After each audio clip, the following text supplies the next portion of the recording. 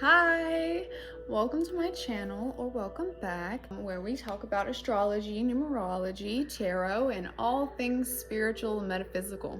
If you're new to numerology and you want to know the difference between the soul urge number and the life path number, stay tuned, don't skip this part. But if you don't really want to know the difference, or you already know the difference, I will be providing timestamps in the box down below. You can skip this part of the video.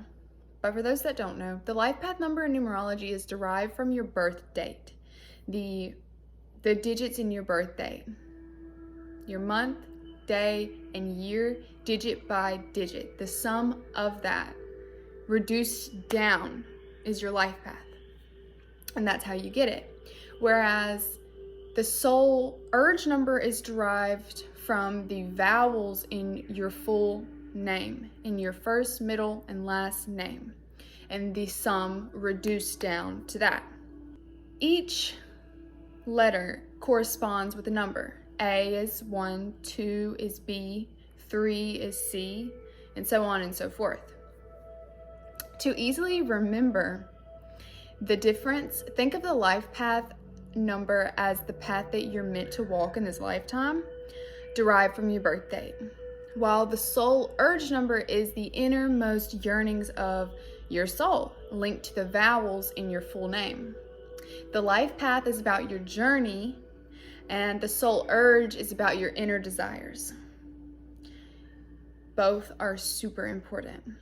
People with soul urge number 2 tend to be cooperative, diplomatic, good at working in teams. They are very supportive and act as a cheerleader or hype man for others.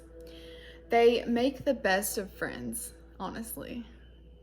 They want peace and balance in their interactions the most. That is their innermost craving, is peace and balance, harmony, love. They care about the needs and feelings of others and are super duper understanding and helpful. They listen very well and strive for balance in their relationships, in all of their relationships. They appreciate harmony, they appreciate cooperation, and they feel content when there is peace and understanding.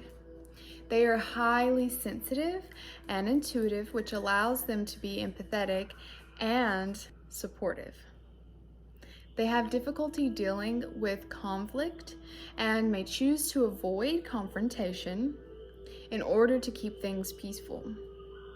They work well in teams and must find a balance between maintaining peace and caring for themselves and their worth. Individuals with soul urge number 2 have a special ability called empathic hearing. And essentially what that means is they have a genuine talent for attentively listening to others and showing empathy by not interrupting others or responding while others are speaking, not putting their 2 cents in as well, even after they're done speaking. When soul urge number 2 people fail to respond to people, it holds significant influence. And yes, I mean, like, if someone's pouring their heart out to you and you say nothing, soul urge number 2, you say nothing, that is so influential. And you're probably like, how? But let me just tell you, it's because in actuality, that individual that is conversing with you, that someone will begin to recognize through your silence their own emotional patterns or their own thought patterns or even actions that need to be addressed. Your empathic hearing gives people self-awareness, because then they can truly hear what they are putting out into the world. The other person will gain self-awareness by simply being listened to, leading to realizations like, that's why I feel this way. Or, perhaps I should refrain from saying that or speaking in that manner. Or, maybe that was my fault. Maybe I shouldn't have did that. It just causes people, your empathic listening causes people to gain self-awareness of certain patterns within themselves.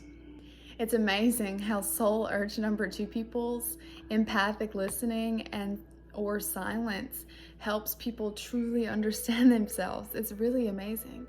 Soul urge number 2 represents a desire for harmony, cooperation, and emotional connection, truly connecting with others. Individuals with this number value relationships, are empathic, and seek balance in every interaction with others. They always are seeking balance, harmony, peace. Soul urge number 2 people really value harmony in their relationships. They need it above all else. They go the extra mile to keep things balanced and peaceful.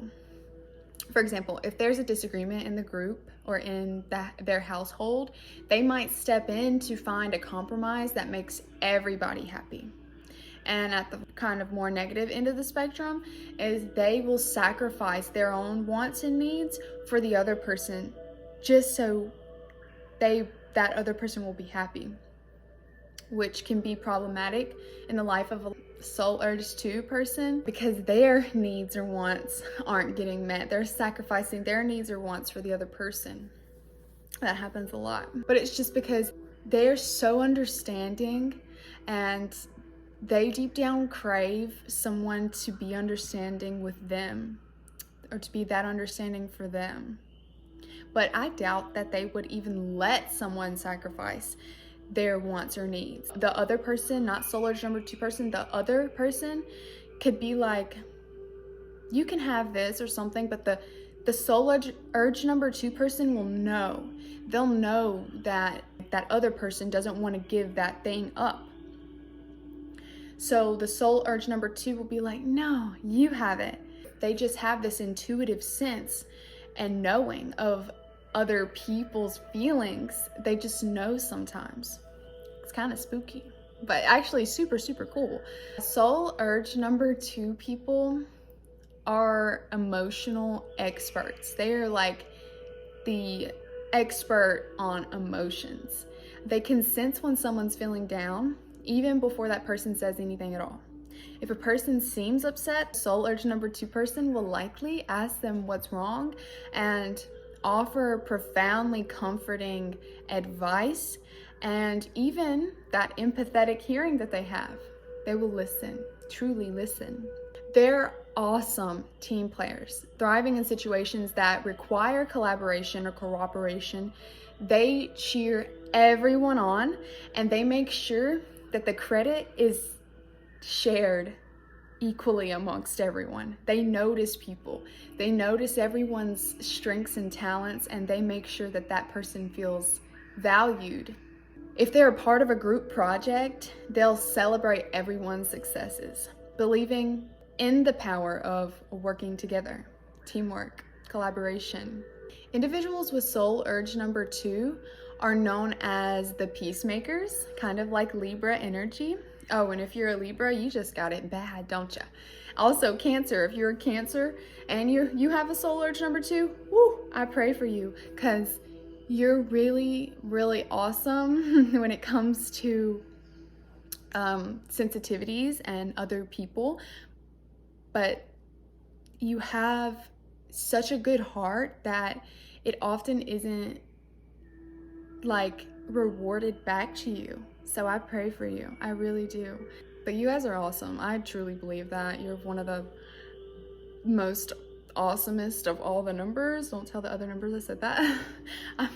I love all numbers equally. I was born on a 2-day, so I'm a little bit biased, but it's okay. My mom's also a life path 2, and she's so sweet and sensitive. Well, anyway, let's get back. So you guys possess a strong inclination towards maintaining calm and friendly environments. You guys are known for your ability to mediate between 2 people to solve conflicts and to nurture harmonious relationships amongst others, even in your personal relationships. In the event of a disagreement within a group or household or environment even, you may intervene in order to promote the pursuit of a mutually beneficial compromise or agreement so as to guarantee the contentment of all the parties involved. So you will go out of your way to make sure that everyone is good. Everyone is happy and content and satisfied. Soul Urge number 2 people possess a high level of expertise in understanding and interpreting others' emotions. They can perceive when an individual is experiencing emotional distress even before any verbal expression of such feelings. Some challenges that Soul Urge number 2 may face are being overly sensitive. They may find it extremely difficult to handle criticism. When people criticize them, they might not be able to initially see it, and they may just take it as, oh, this person doesn't like me, because a life path 2 or Soul Urge number 2 people tend to want to be liked by others because they really care about what others think and what others feel. And if someone doesn't like them, they feel like it's kind of an attack towards them. They find it extremely difficult to handle criticism. And they also struggle with saying no, which can lead to them feeling very overwhelmed or walked on and even resentful. Additionally, they may experience fears regarding confrontation, and they tend to avoid important discussions that are necessary, and they may even tend to avoid negative feelings in order to keep things harmonious. Sometimes they may choose to not share their honest emotions or thoughts in order to keep the peace, even though it's absolutely necessary to confront problems directly, because that paves the way for an understanding of the Soul Urge 2's wants and needs and desires. And it prevents them from developing resentment or developing expectations. Soul Urge number 2's fear of confrontation avoids conflict and doesn't like to deal with problems directly. When a Soul Urge number 2 person suppresses their own feelings and thoughts in order for peace and harmony, it can negatively affect their well-being and their relationships. But being aware of these challenges can help Soul Urge number 2 people develop strategies to overcome these challenges and find a balance for healthy relationships and personal well-being. Some advice that I would give you guys is to prioritize self-care. Take care of yourself before you take care of others, because you're naturally inclined to care for others and you really crave that. But if you're not taking care of yourself, you can't properly care for another. So it's very important to prioritize your well-being first and to only take care of others when you're feeling taken care of. Take time for self-care practices and establish healthy boundaries to avoid feeling overwhelmed. If taking care of someone means crossing your boundaries or doing something you don't like, it isn't worth it. Soul Urge number 2 should embrace direct communication and shouldn't shy away from expressing their true feelings. They should be as open as possible and how they feel and what they think, unless it hurts another person. But even then, I think they should still be open, because people are gonna get hurt, and you've been hurt a handful of times. I already know, you sensitive souls. So don't be afraid of communicating how you feel. Embrace direct communication to address issues and to build stronger, more authentic connections with other people, because those connections will last a hell of a lot longer than the ones where you're fake, essentially. Learn to say no. It's okay to say no when necessary. Understand that setting boundaries is crucial for maintaining balance in your life and for preventing burnout. It's 100% valid that you don't want to do something. Try to work on not being naive or gullible, to trust your intuition and say no when something feels wrong, because you guys are super psychic and super intuitive. You guys feel when something's not right, but oftentimes you get yourself stuck or put in sticky situations, or in situations that you initially knew weren't right. Like your gut tells you no, but you do it anyways for the other. So just learn to say no and trust your intuition. Your emotional sensitivity and intuition are valuable assets because they often guide you toward positive outcomes, and you know it. You're so intuitive. You guys are super, super intuitive. Intuitive as hell. Trust that. Trust that guidance, that internal guidance that you have inherent within you. Also, you guys need to celebrate your own individuality and get to know yourself truly. You're really good at knowing other people and understanding other people, but you may not really know yourself. So it's really good to embrace your individuality and celebrate it. You excel in collaboration. Don't be afraid to stand out and express your individuality. The last advice that I have for soul urge number 2 people is to cultivate resiliency. Recognize that your challenges and the conflicts that you have in life are natural. They are only a part of the human experience. You wouldn't be human if you didn't experience conflicts and challenges and blockages. Cultivate emotional resiliency and learn from difficult experiences, using them as opportunities for personal growth and understanding of the self.